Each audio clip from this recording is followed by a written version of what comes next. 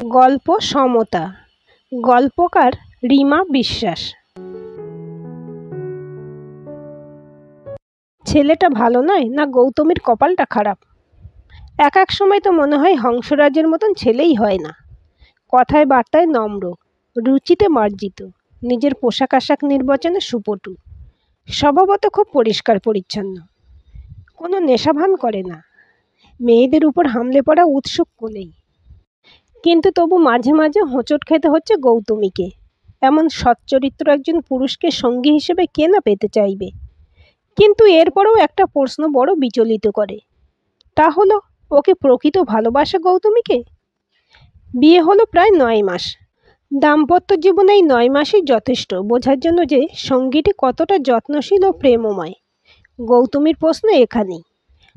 মোবাইলের একটা ক্রন্দনে গৌতমীর চেতনা নাড়া খেল। মোবাইলটা বোধহয় অনেকক্ষণ ধরে বাজছিল। হাতে নিতে যাওয়ার আগে কেটে গেল। মিসড কল হংসরাজের। অফিসে আছে, নিশ্চয়ই কোনো দরকারে ফোন করেছিল। কল ব্যাক করতে ফোন এনগেজড। ফোন রেখে বাইরের বারান্দায় এসে দাঁড়িয়েছে, তখন গলা পেল সুলোচনার। বললেন, দেখো তো কি বলছে রাজু। হংসরাজকে শাশুড়ি রাজু বলে ডাকেন। গৌতমী বুঝলো ওকে ফোনে না পেয়ে হংসরাজ ওর মায়ের মোবাইলে কল করেছিল। কানে মোবাইল ধরল।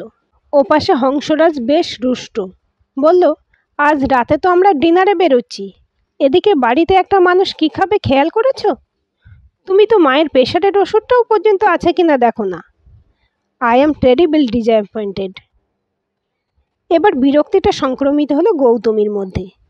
বলল, কি যা তা বলছো? রাতের খাবারের আমি কি জানি? মা নিজেই তো সবার ব্যবস্থা করেন। আর ওষুধ কি আমি খাই যে হিসেব রাখবো? তুমি খেয়াল রাখতে পারো না? কাম অন গৌতমী, আমার কি অত সময় আছে? আমি অফিস সামলাচ্ছি, তুমি সারাদিন ঘরেই তো থাকো। এই কটা দায়িত্ব নিতে পারো না?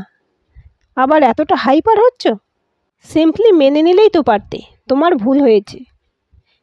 এখন বুড়ো মানুষটা কি করবে জানো তো?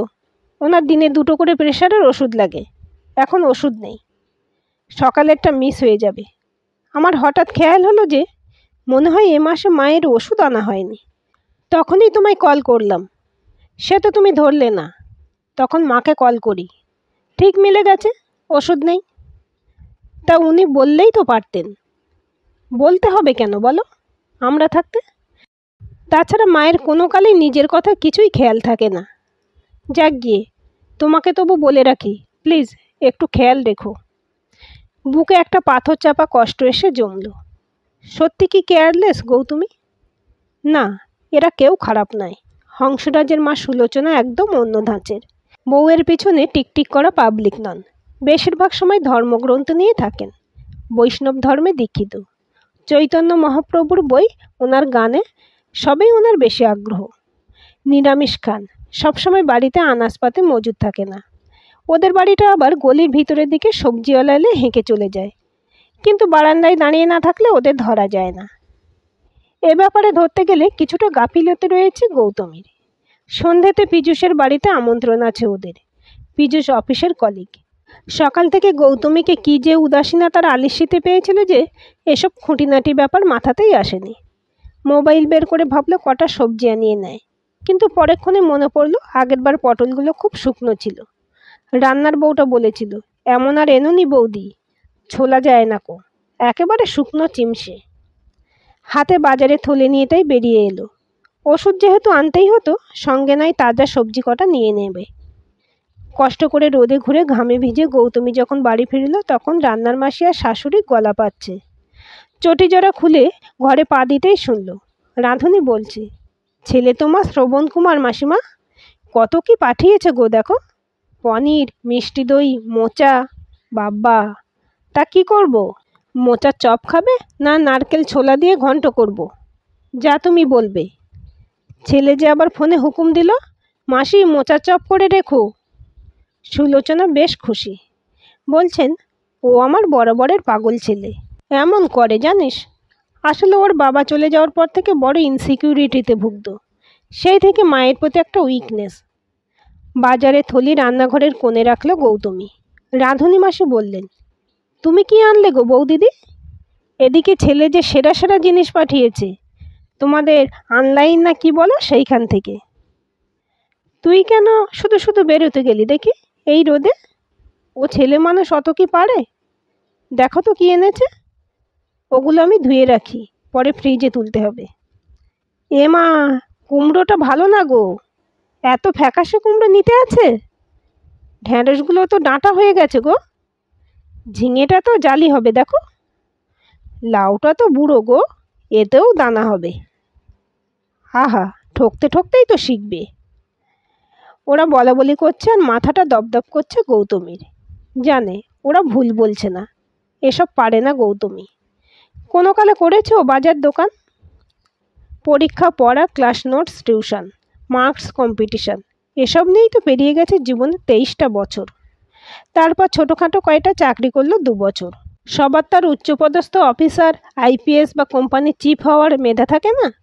আর এমনি কোনো সাধারণ চাকরি যেখানে আবল তাবল সবার মেজাজ মেনে নিতে হবে, তেমন কাজে মোটেও আগ্রহ ছিল না গৌতমীর। শেষে বাবা মা দেখে শুনে দিয়ে দেয় এই বিয়ে। কিন্তু তা বলে কি বাড়িতে এসব কাজ করেছে? বাড়িতে তো নিজের জলটুকু গড়িয়ে খেত না, তবে এখানে এসে হুট করে কি করে বদলে ফেলে নিজেকে। সেদিন পীযূষের বাড়িতে পার্টিটা ভালোই জমেছিল। অফিসের অনেকে এসেছিল, কিন্তু পীযূষ কাউকেই বলেনি যে সেদিন ওদের বিয়ের তারিখ ছিল। তাই সবাই ঠিক করেছে ওদের নিয়ে একটা ট্রিপের ব্যবস্থা করবে, যেখানে ওদের সব খরচ ওঠাবে ওর অফিসের কলিগরা।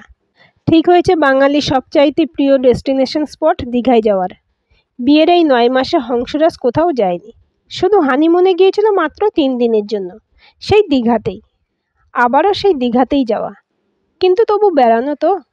তাই আনন্দের ডুগডুগি বাজছে দিনরাত কানের কাছে।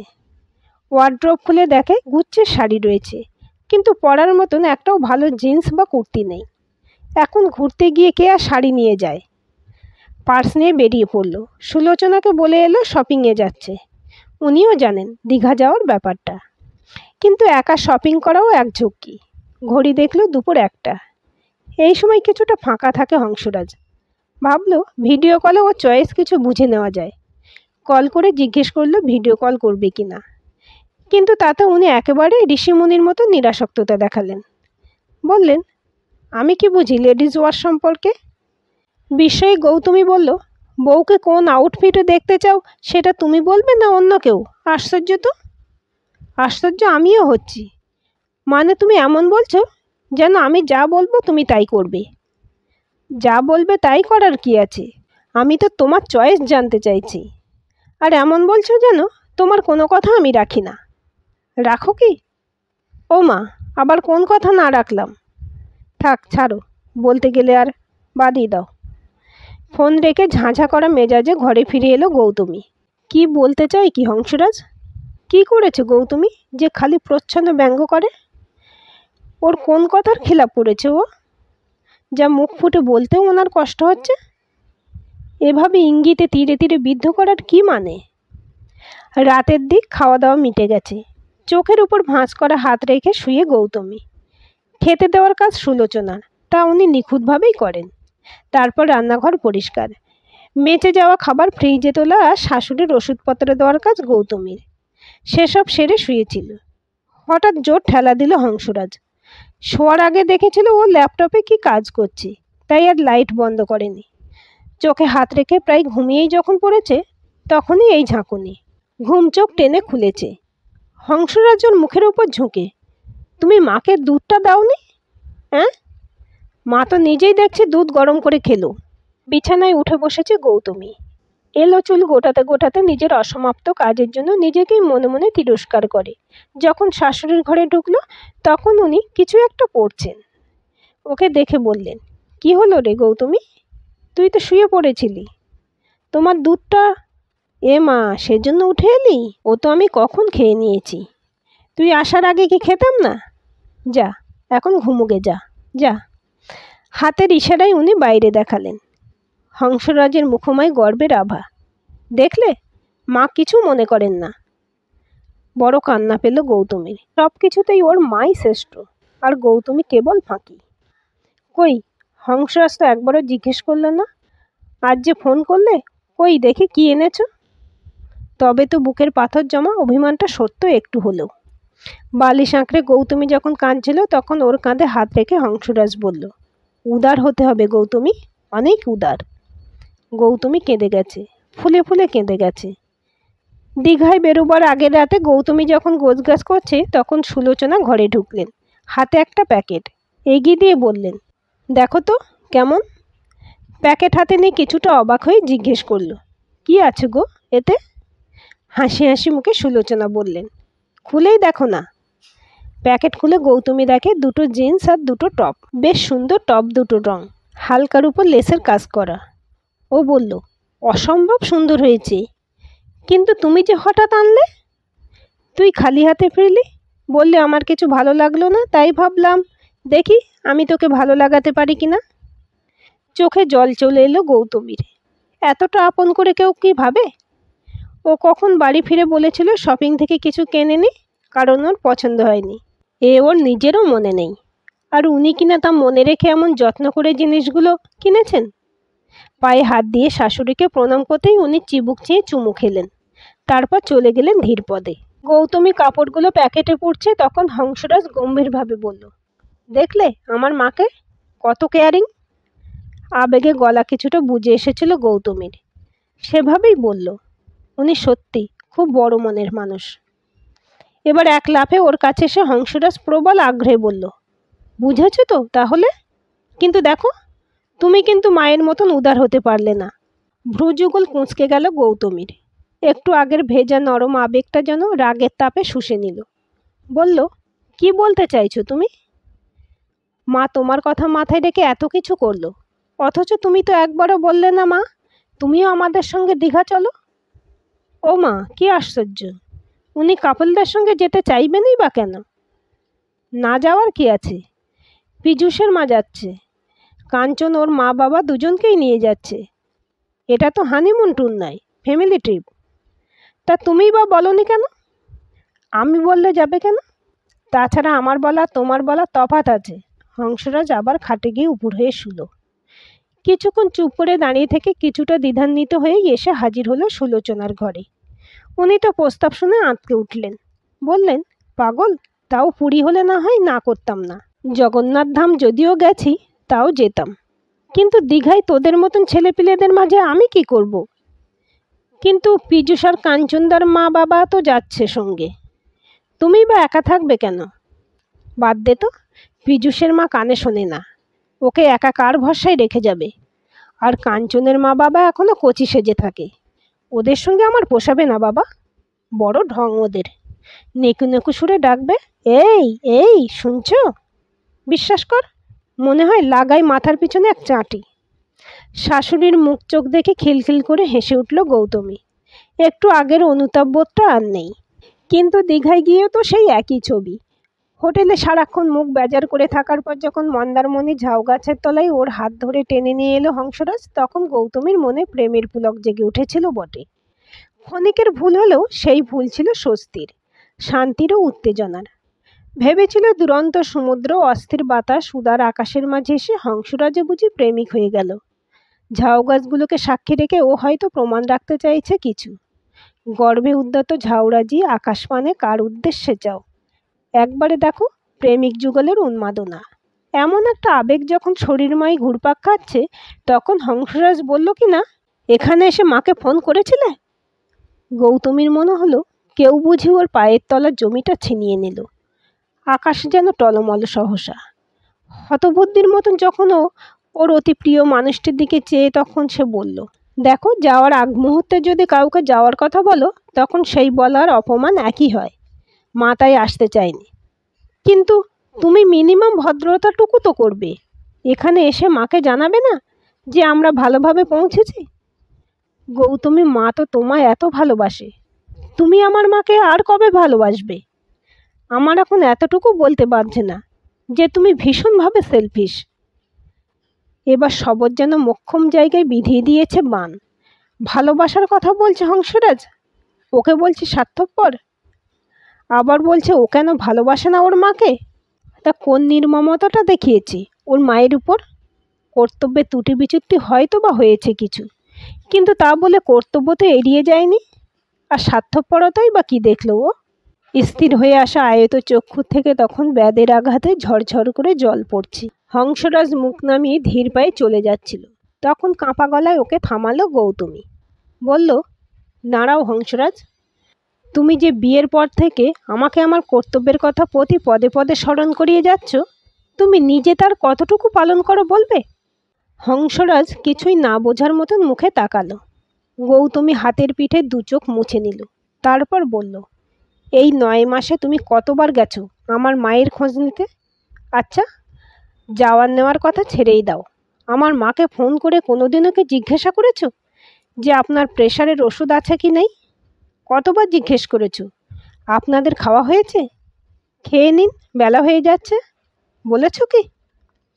হতবাক দৃষ্টিতে চেয়ে হংসরাজ বলল, এ আবার কেমন কথা? ওরা কি আমার সঙ্গে থাকেন নাকি? থাকলে নিশ্চয়ই বলতাম। আর তুমি তো 24 ঘন্টা বাস করছো মায়ের সঙ্গে, দুটো গুলিয়ে ফেললে চলবে কেন? বাহ বাহ, দু হাতে তালি দিয়ে বলল গৌতমী।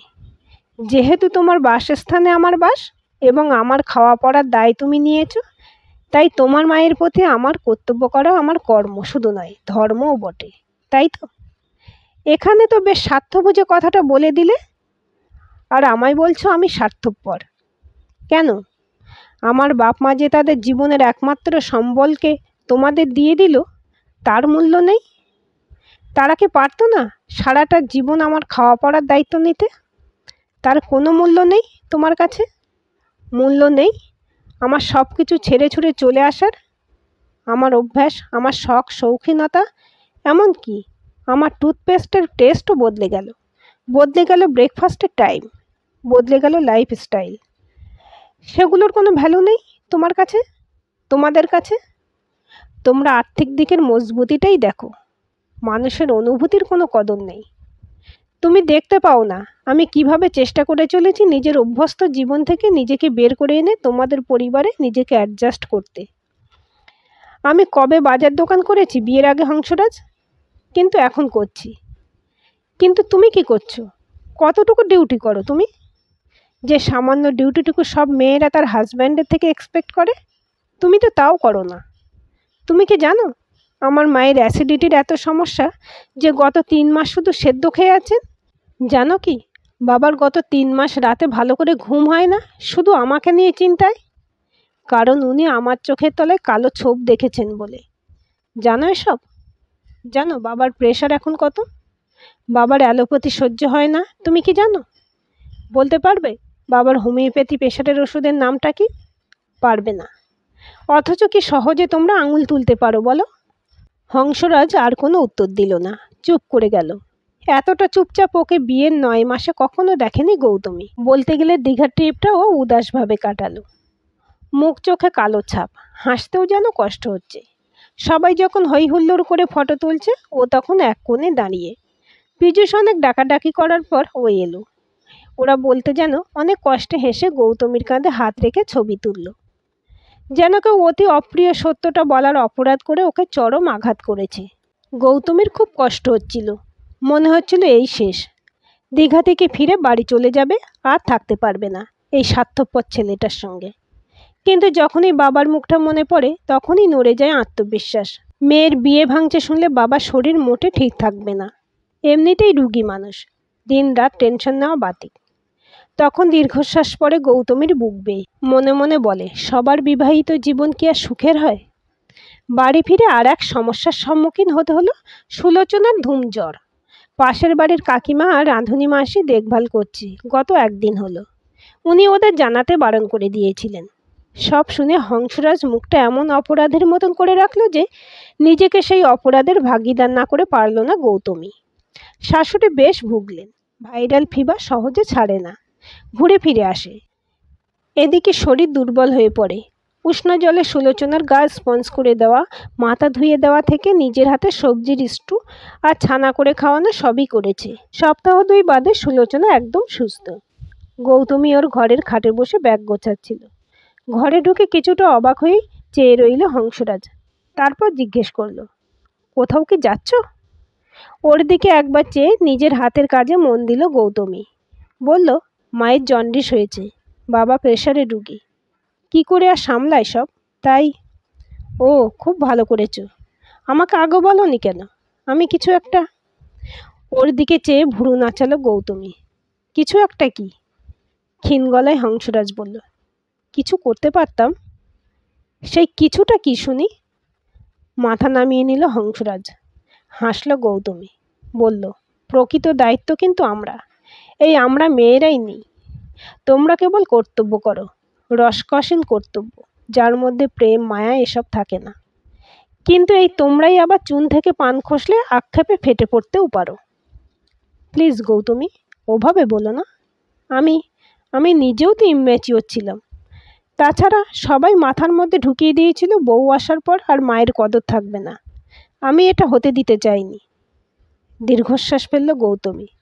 তার জন্য আমার জীবনের অনেকগুলো মুহূর্ত ক্ষতিগ্রস্ত হলো। যাক, আমি আর অভিযোগ করব না। ভাবছি ও বাড়িতেই থাকবো। তুমি তোমার মনের মতো কাউকে পেলে নাই, তাকে নিয়ে সুখে থেকো। আমায় রেহাই দাও। ব্যাগের চেন টেনে দিল গৌতমী। হংসরাজ থতমত চোখে তাকালো ওর দিকে। ব্যাগ হাতে টেনে গৌতমী যখন বেরোবে তখন পিছন থেকে ডাকলো হংসরাজ, প্লিজ গৌতমী, এভাবে কি সব শেষ করা যায়? ওর দিকে ফিরে গৌতমী বলল, তবে দেখো না, নতুন করে শুরু করতে পারো কি না। সূত্রগুলো তো সব ধরিয়ে দিয়েছি। সামঞ্জস্য রেখে সমাধান করতে পারলে পরের ধাপে এগোনো যাবে নিশ্চয়ই। ঘর থেকে বেরোতে গৌতমী মুখোমুখি হলো সুলোচনার। পায়ে হাত দিয়ে শাশুড়িকে প্রণাম করে বলল, ফোনে কথা হবে কেমন? সুলোচনা চিবুক চেয়ে আগের মতনই চুমু খেলেন। বললেন, কবে ফিরবি? চিলতে হেসে গৌতমী বলল, তোমার ছেলের মাথায় অঙ্ক ঢুকলে। গেটের কাছে দাঁড়িয়ে হাত নাড়ছেন সুলোচনা, পিছনে দাঁড়িয়ে হংসরাজ। উবেরে উঠে পড়েছে গৌতমী। ওদের পিছনে ফেলে গাড়ি এগিয়ে চলেছে। গৌতমী দীর্ঘশ্বাস ফেলে গাড়ির সিটে হেলান দিল। বড় ক্লান্তি আসে। গৌতমীর জীবনের প্রথম পুরুষ তো হংসরাজই, যাকে মন প্রাণ দিয়ে ভালোবেসেছে গৌতমী। অথচ সে কি পুরোপুরি নিজেকে সমর্পণ করতে পারল গৌতমীর কাছে, নিজের স্ত্রীর কাছে? আর কত, আরও কত কত পথ পেরোতে হবে এইভাবে। কোনো দিনও কি আসবে না সমতা? আজকের এই গল্পটি আপনাদের কেমন লাগলো কমেন্ট করে জানাবেন। ভালো লাগলে অবশ্যই একটা লাইক দেবেন আর চ্যানেলটি সাবস্ক্রাইব করে সাথে থাকবেন।